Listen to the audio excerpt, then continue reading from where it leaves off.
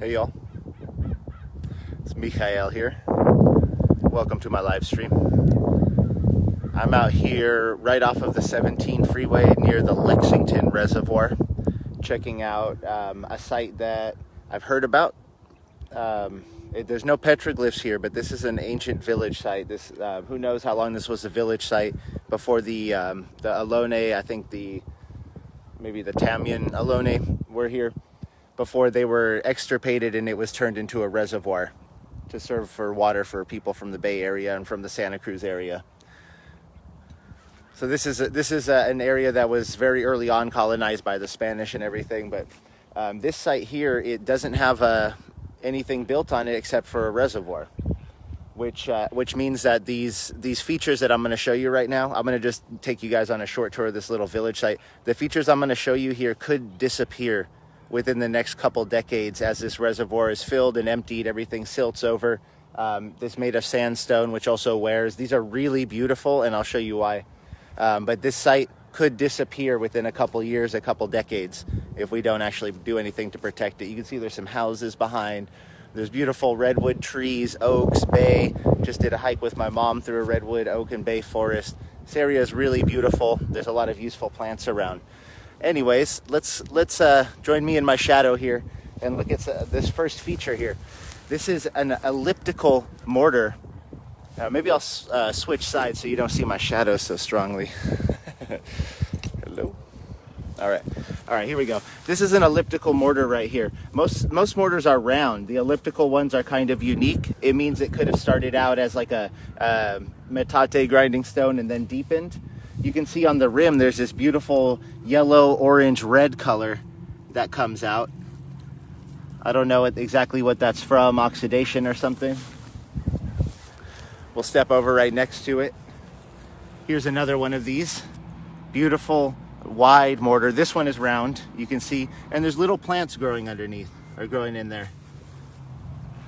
It's great to see how a lot of these ancient village sites were built in a biodynamic way. So they return to wild in really interesting ways. They don't just rot out like a cabin. Animals come in and live in these sites. Plants and wildflowers start sprouting out of these mortars. Literally the spirit of the ancestors of the land kind of comes back in the plants that grow out of these. Here you go, y'all. That's the main kitchen rock here. Beautiful. There may be some petroglyphic action on here. Let's take a look. So these would have, as I always say, these would have been made over thousands of years, hundreds to thousands of years by multiple generations. So this represents a cultural project and not just like a little kitchen. These are wide, and I'm not digging them out right now, but they are extremely deep. Some of them up to a foot deep. You can see 3 big ones right here, slightly smaller one. You can also see some other kind of shallow features. This almost looks like a cupule, but I doubt that it is actually used for that purpose. And then we also see 2 lines here. Another line here. Another possible cupule type of thing. Maybe over here some cupules. So there may be some petroglyphic features here, but this is mostly just a really beautiful kitchen rock. It's decorated with pink, orange, yellow. You'll see this mortar is just filled in with all these little plants. These nitrogen fixing plants, which come in and rehabilitate the soil for other plants. So the life growing in these ancient Ohlone mortars is rehabilitating the soil for other native plants to enjoy. That's pretty amazing. Anyways, let's keep going. You can see the reservoir again. Beautiful warm day out here in wintry California. All right, this is really cool, y'all. This is another kitchen rock. You can see a big central mortar. There's different colors going up, the green moss and red, beautiful red, some shallow ones there, another deep one. And then if you'll look right here, this is, I believe, a grinding stone. I don't think this was used for actually grinding the food down in the mortar. This may have been used for cracking an acorn right here in one of the anvils. This side right here that I'm touching with my thumb is extremely smooth. I can't believe it's It's like rough on this side and then super smooth on this side, which usually means that there was like some industrial use. So it's pretty amazing that this artifact is still here. So while this is all getting buried over by the reservoir, we're seeing that there's actually some stuff being preserved here. Really interesting. A small note, often when I visit these sites, some animal will like sort of bring me into this site. When I arrived here, a flock of pigeons sort of flew away from me and right towards these mortars. So I guess I was invited here by the pigeons. This is the pigeon village for me. Okay, here is a really beautiful outlook rock. So you can imagine when this was just a stream and not a reservoir, this was a beautiful valley, green valley. You could imagine someone sitting here and looking out while their family was enjoying themselves. These are the oldest ones here. You can see how deep they are, broken off on the edges. These are extremely old mortars.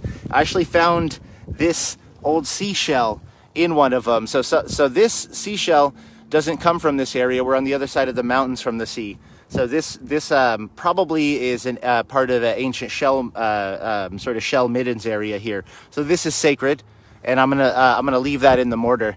Really beautiful artifact, though. I can't believe it's still here, and it's gonna stay here. And then look at this rock, yellow. Oh, let me move my shadow out of the way.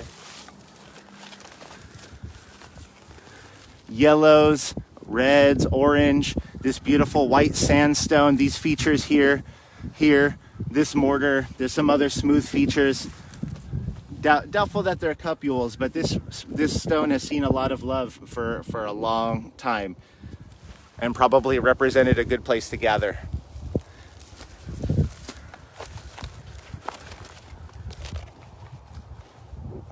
There may be a few more isolated features, but there you go, y'all. This is Lexington Reservoir area. You can find out more information about this specific spot at eastbayhillpeople.com. Yeah, there's also a lot of like lithic scatter, so there's broken rocks in the dirt that seem like maybe it was from people living here. This is a surprisingly preserved site because I guess it's underwater for a couple years at a time. All right, thanks for joining me here at this old Ohlone village and checking out these beautiful kitchen rocks. I'm gonna leave you with this one right here. Enjoy it, y'all. I'll see you next time.